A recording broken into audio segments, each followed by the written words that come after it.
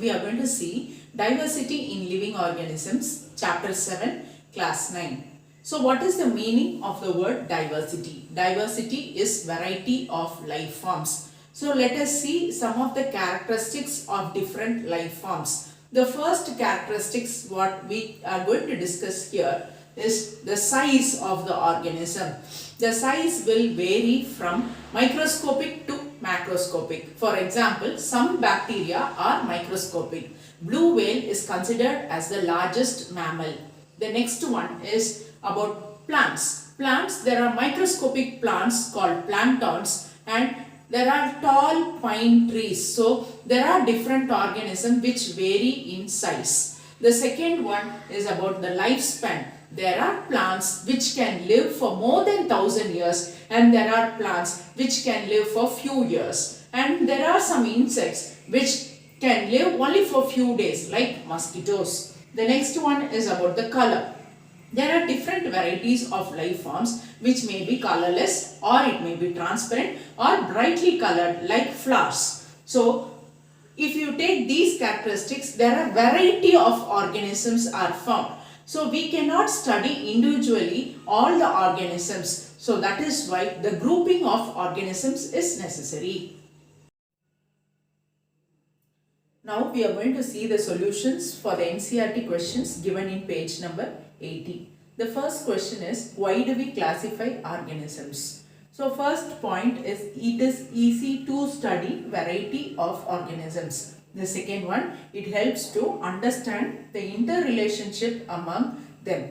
The third point, it helps to learn the origin and evolution of various life forms. Last one, it acts as a base for the development of biological sciences. The next question is about the range of variations. So where we have to mention about the lifespan, color and size of organisms.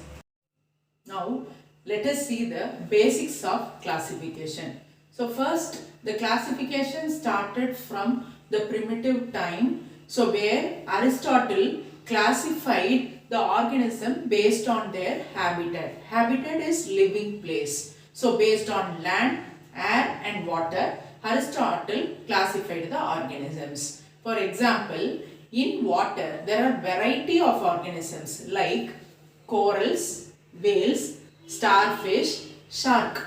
If we see the characteristic features of these organisms, they differ from each other. So the only common thing what they share is only the habitat. So it was not accepted, and later the classification as groups arised. The next point is about based on characteristics. For example, we have 5 digits of fingers, or the next there are organisms without the 5 digits, and the next one, animals can run but plants cannot run. So these are some of the basic characteristics.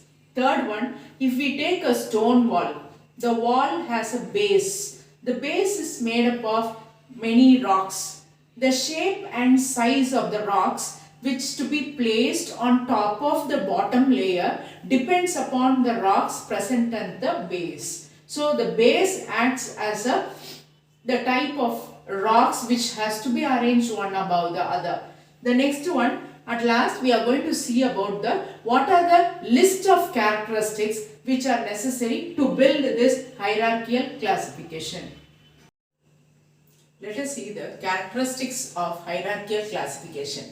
The first one is a basic character which involves the cell with the nucleus and the cell organelles. So each cell organelle and the nucleus, it performs various biochemical pathways. Various functions will be performed by both nucleus as well as the organelles. And there will be cells where there is no well demarcated nuclear membrane will be lacking. So there will not be any nucleus. So organisms are classified based on the presence and absence of nucleus and cell organelles. The second character is about the cell.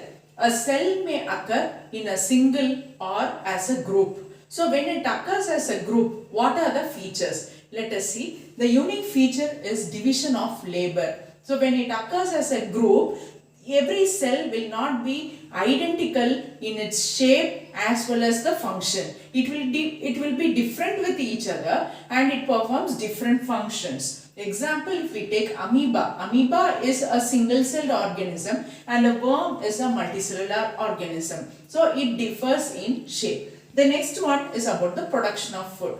Some organisms produce their own food and some organisms depend on others for food. The next point, when we take plants, plants prepare their own food, that is by the process of photosynthesis. On the basis of photosynthesis, we can categorize the plants into simple plants and the advanced plants. So that shows the level of organization of plant classification. Similar to plant classification, animals also can be classified based on the levels of organization. So let us see the further in the next video. Thank you.